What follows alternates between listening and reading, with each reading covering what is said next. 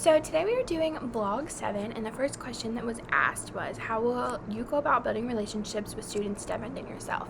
And I kind of really had to think about this and just ways that I could implement in my class. So first of all, I just want to get to know them, get to know where they come from, what their culture is, their background, where they've been, where they're going, what they want to accomplish, things like that. And then once I'm able to understand those things, it'll be easier for me to connect and easier for me to build a relationship with them whenever I know all about them.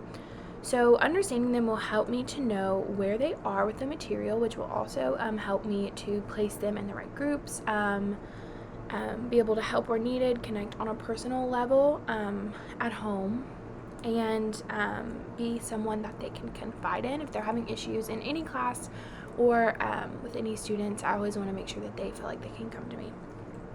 So the next question is, how will I help my students with different backgrounds build relationships with each other? So I think this kind of just standard what kind of most teachers do is, in the beginning of the year you have those assignments where you bring something that represents you, your favorite music, your favorite places to go after school, your favorite restaurants, your favorite toy, a favorite anything. And whenever people, no matter what their background is, a lot of students still have the same interests and stuff, no matter if their culture is a little bit different, if their background's a little bit different, if their raising's a little bit different. I feel like for the most part, most students, especially younger, kind of have the same interests and activities that they like to do. So whenever they find someone that enjoys the same things that they enjoy, then it kind of makes it a little bit easier for them to connect and build a relationship.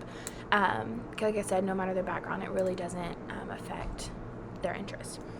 I mean, it might vary, obviously, because people with different cultures might be interested in some things, but I feel like for the most part, most students will have some kind of common ground that helps them build a relationship.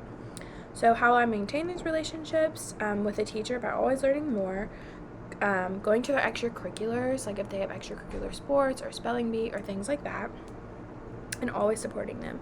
So how I maintain the relationship between students is always having groups and knowing the problems that are between the students.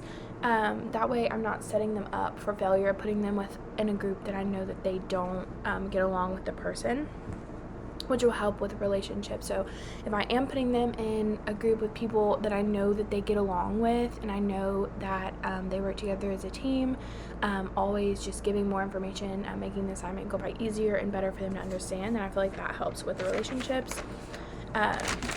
Obviously eliminating bullying, eliminating just foul behavior in the classroom can really help make students feel like they're supported, which will in turn help them to get along better, help them to build relationships with other students. So that's it.